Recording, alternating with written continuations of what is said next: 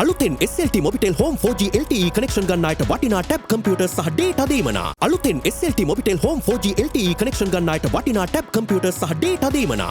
Comfort Moodien භාගයයි කලක් පවතින අලුත් පෙනුමයි.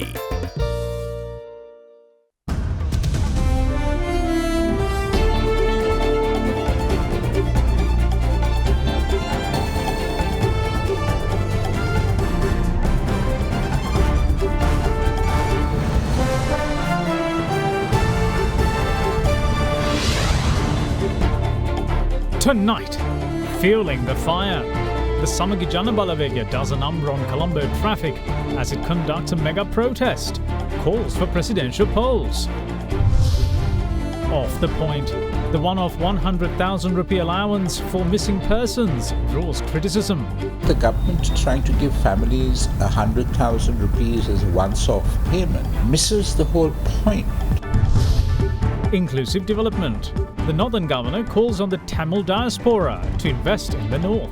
These are all opportunities for people, big and small, to come, invest, become a partner in the development process. Expert input. 14-member advisory committee appointed to advise the National Economic Council. All that and much more coming up on First at 9. This Tuesday, the 15th of March, 2022. Fair and Lovely will alut nama then Glow and Lovely. Fair and Lovely then Glow and Lovely. From AdaDerana, this is AdaDerana First at 9. Live from Studio 24 in Colombo. Good evening, welcome to First at 9. I'm Mohammed Kekman. The Samagi Jana Balawegya today staged a mega protest in front of the Presidential Secretariat calling on the government to resign. It wanted the president to call a presidential election so the people can elect a government of their choice which is capable of alleviating the suffering of the people. The protest also did a number on the Colombo's traffic situation as well. Main opposition political party, the Samagi Jana Balawegya, launched a mega march this afternoon demanding solutions to the issues people are faced with. The protest was worked off under the theme, "The country is destroyed, it's enough, cannot let it be destroyed anymore." The protesters started their march from two different locations. One faction set off from the National Library in Colombo, led by opposition leader Sajid Premadasa. They made their way to the Presidential Secretariat via Kolpeti. The other faction set off on their march from DP Sirisena Stadium in Maligawatha, and they too had made their way towards the Presidential Secretariat.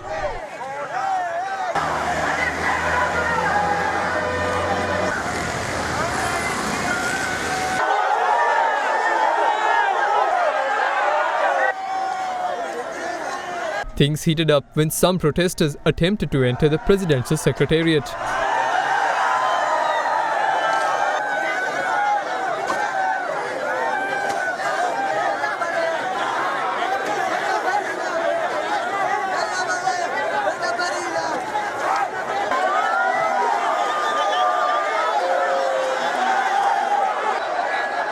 Afterwards, the opposition leader addressed the protesters.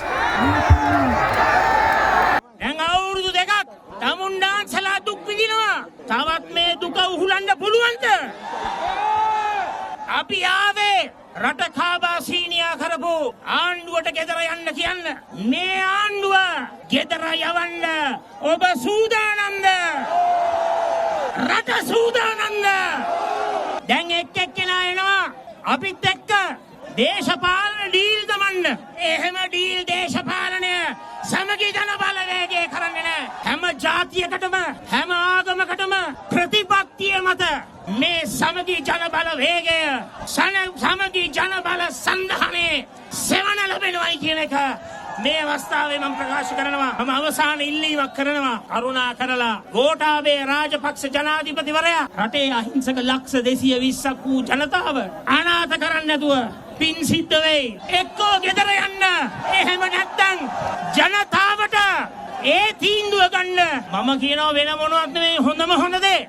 පාර්ලිමේන්තුවේ 3-2 අනුමැතිය තවත් ඔන අනුමැතිද?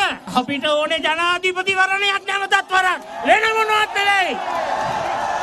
පුළුවන් නම් හැමෝගෙම එකගතාවෙන් ජනාධිපතිවරණය පවත්වන්න. Now moving on to other local stories, Northern Province Governor Jeevan Tyagaraja calls on the overseas Sri Lankan Tamil community to invest and become a partner in the province's development process. Addressing a media briefing, the governor explained as to how the province aims to attract investments, with issuance of social investment bonds being one of them.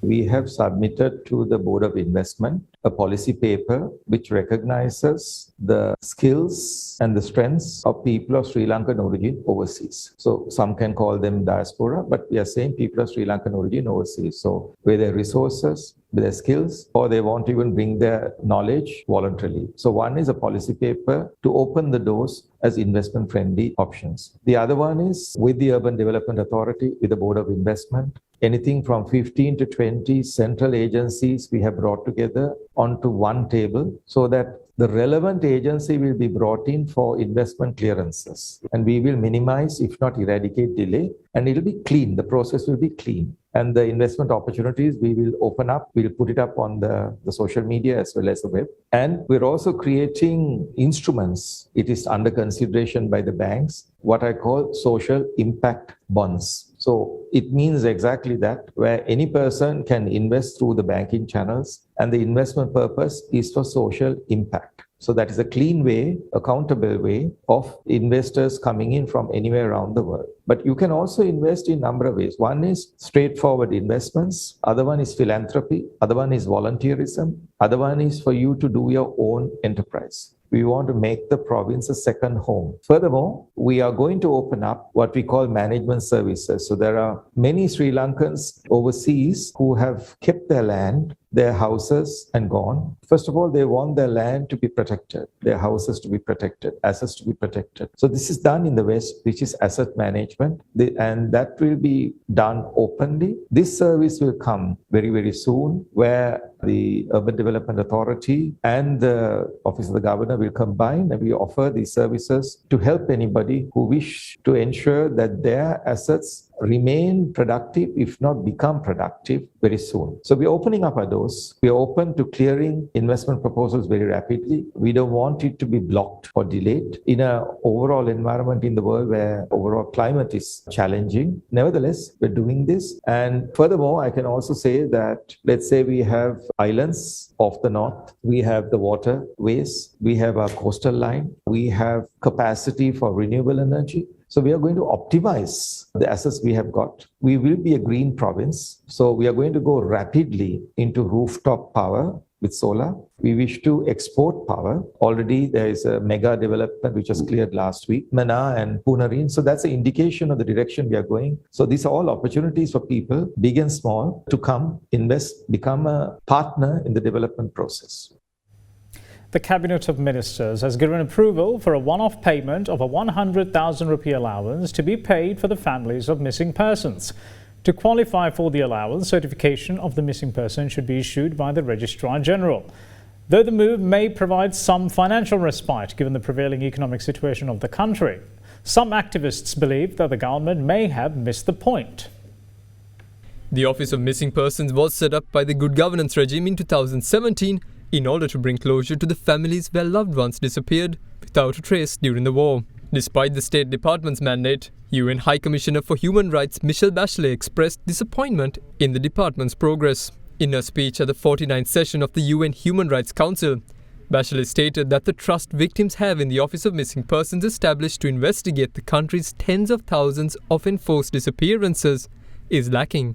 She added that 2 years after the expression of commitments to pursue an inclusive, domestically designed and executed reconciliation and accountability process, before this council, the government has not produced a credible roadmap on transitional justice towards accountability and reconciliation. As such, she urged the government to acknowledge their rights urgently, determine the fate of whereabouts of victims, bring perpetrators to justice and provide reparations. And now, on the reparations front, the government has made a decision. The Cabinet of Ministers has granted approval to pay a one-off allowance of 100,000 rupees to the closest relative of a missing person, provided that a certification of the missing person is provided by the Registrar General. Given the present economic situation, the payment of 100,000 rupees to anyone would be a welcome move. But in the eyes of an activist, the government has misread the situation. What the families of the disappeared and the organizations that are formed around them really want, and this is what they ask of the Office of Missing Persons, is that they want to know what happened to their loved ones. They want the truth of what happened established and acknowledged by the state. So in that respect, the government trying to give families 100,000 rupees as a once-off payment misses the whole point of this horrendous atrocity that is disappearances. There are people who, after all, who saw their loved ones being taken, who saw them give themselves up at the end of the war. They have a right to know what happened to their loved ones. It's not about money. It is about knowing and acknowledging the truth.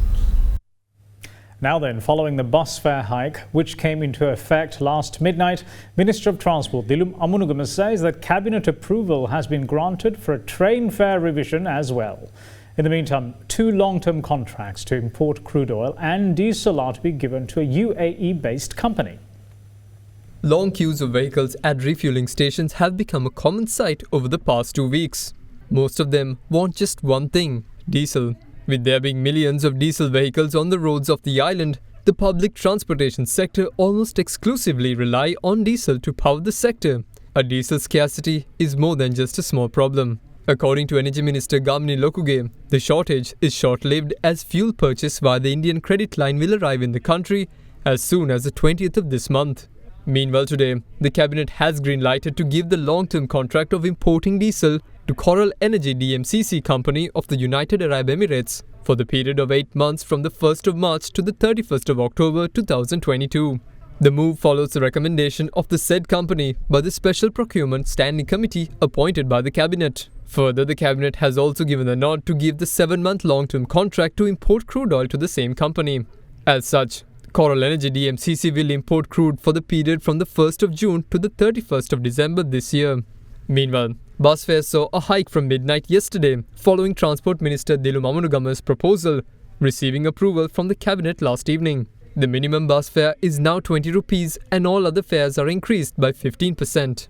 Speaking at the cabinet media briefing today, the Transport Minister also warned of a looming train fare hike as well. Bus ගාස්තුවෙන් 3න් එකකටත් අඩු ප්‍රමාණයක් තමයි දුම්රිය ගාස්තුව හැටියට සැලකෙන්නේ. මේකේ season එක ගත්තාම ඒ 3න් එකෙකුත් 3න් එකක් තමයි සීසන් ගාස්තුව හැටියට සැලකන්නේ. සීසන් හිමියන් තමයි වැඩිපුරම දුම්රිය ගමන් කරන්නේ. නමුත් මේ වතාවේදී රුපියල් 55ක පමණ මුදලකින් ඩීසල් මිල ඉහළ යෑම නිසා දුම්රිය දෙපාර්තමේන්තුවට ඩීසල් මිල දී ගැනීමේ වියදම පවා දරන්න බැරි වෙන තත්ත්වයකට පත් වෙන නිසා තවම තීන්දුව කරලා නැති වුණත් ඉන්ධන මිල පමණක් හෝ පියවා ගැනීමට සරිලන ආකාරයෙන් දුම්රිය ගාස්තුත් ඉදිරියේදී සුළු සංශෝධනයකට ලක් කරන්න නියමිතව තියෙනවා. ඊයේ දිනේ කැබිනට් මණ්ඩලයේ සංශෝධනයටත් පූර්ව අනුමැතිය ලබා දුන්නා.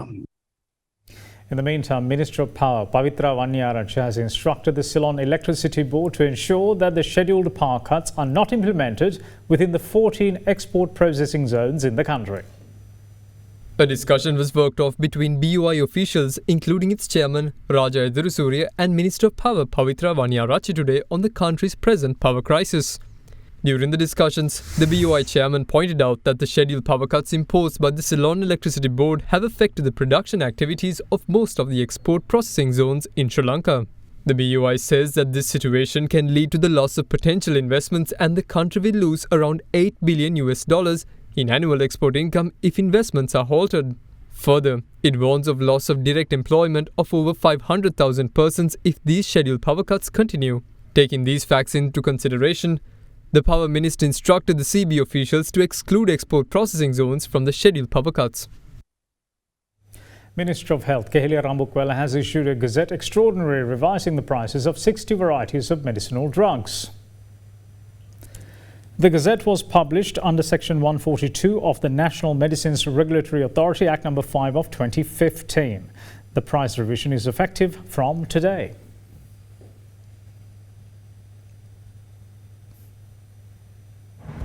We will see you shortly on the other side of this break. Bear with us.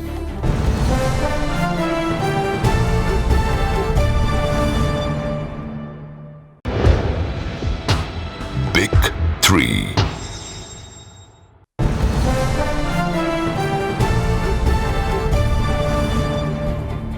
Welcome back. You're watching First at 9. President Gotabaya Rajapaksa has appointed a 14-member advisory committee, including business leaders, to advise the National Economic Council. The Cabinet of Ministers too has given the go-ahead for the move. The advisory committee consists of Professor H.D. Karunaratne, Professor Shiranta Hinkende, Dhammika Pereira, Krishan Balendran, Ashraf Amar, Dr. Dushni Veerakorn, Dr. Hans Vijayasuriya, Vish Govindasamy, S. Ranganathan, Ranjit Page, Suresh Timmel, Duminda Hulangamu, Sujiva Mudalige and Prabhash Subasinghe. The 11-member National Economic Council, chaired by the President, was appointed recently to discuss economic policies in a bid to manage the overall economy of the island. Prime Minister Mahinda Rajapaksa also represents the Council, while Ministers of Trade, Highways, Finance, Agriculture, Plantation, as well as the Central Bank Governor, Secretary to the President, Secretary to the Treasury and a Deputy Governor of the Central Bank make up the National Economic Council, which is scheduled to meet once a week. Finance Minister Basil Rajapaksa left for India today on a 2-day official visit, accompanied by Secretary to the Treasury S.R. Artigala. The minister's visit comes following a telephone conversation with India's Minister of External Affairs, Dr. S. Jaishankar, last week, where it was agreed that the Finance Minister will visit India later this month. There is speculation that the Finance Minister's visit is focused on sealing a $1 billion deal, or in fact $1 billion credit facility to import food and other essential goods, as well as medicine. Last week, the Reserve Bank of India issued notification to initiate the $500 million credit line provided by India to Sri Lanka for the island to purchase petroleum products. Asia and Pacific Department Director of the International Monetary Fund, Chang Yong-ri, has met with President Gotabaya Rajapaksa this morning.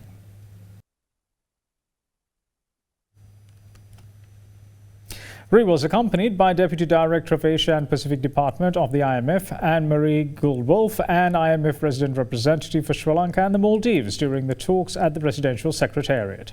Secretary to the President Gamini Senarath and Chief Advisor to the President Lalit Veeratunga too attended the meeting.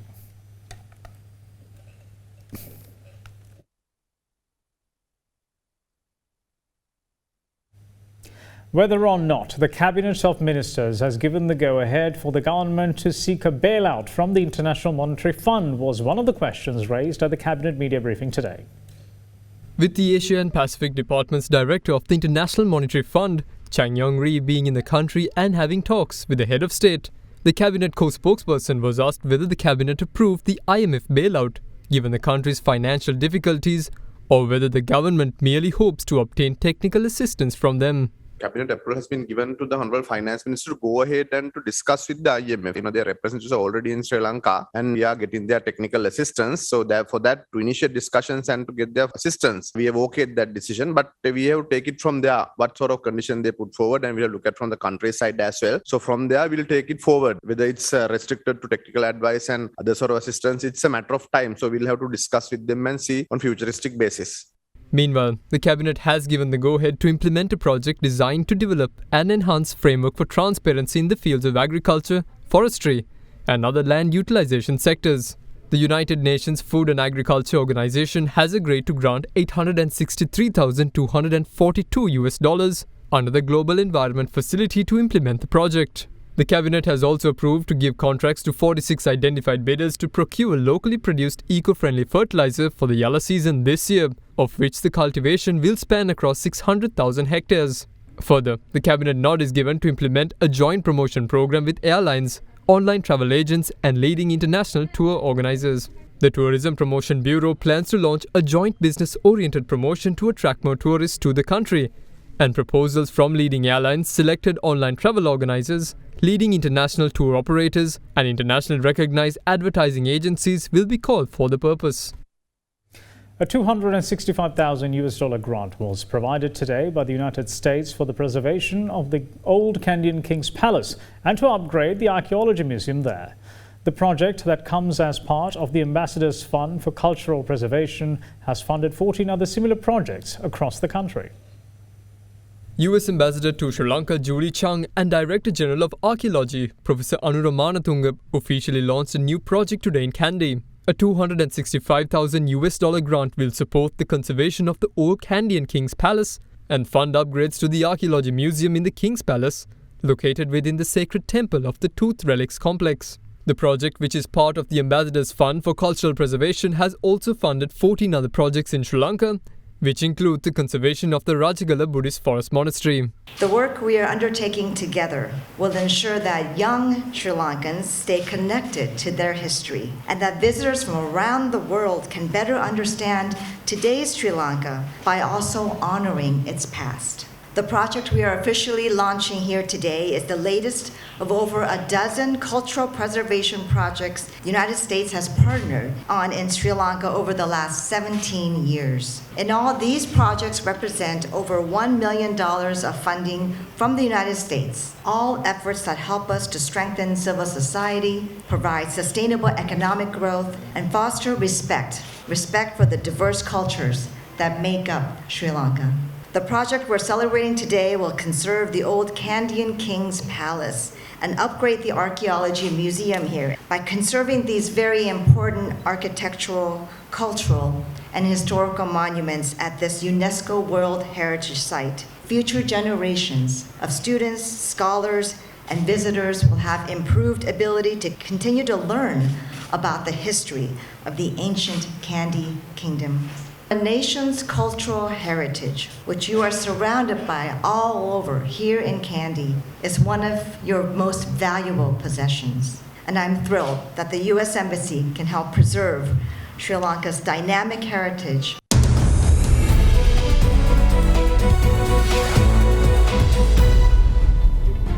Welcome back. This is First at 9. Now taking a look at the Colombo Bourse, Sri Lankan shares ended in red today. The all-share price index lost 280.96 points to end at 10,284.30. The S&P SL 20 index of more liquid stocks ended at 3,514.83, losing 101.95 points. Share volume stood at 90,121,663, while the market turnover was 1.6 billion rupees. Meanwhile, in East Asia, Hong Kong's stocks tumbled as a combination of rising COVID-19 cases in China, the war in Ukraine, and worries about the Federal Reserve raising interest rates this week for the first time since 2018. The Hang Seng Index remained mired in negative territory, dropping 5.8% to 18,415.08 points. The selling in equities came despite data showing China's economy perked up in the first 2 months of 2022, with key indicators all exceeding analysts' expectations. In the meantime, Japan's Nikkei average 225 closed up 0.15%. And that's it from all of us here at First at 9. Thanks for watching. Bye-bye.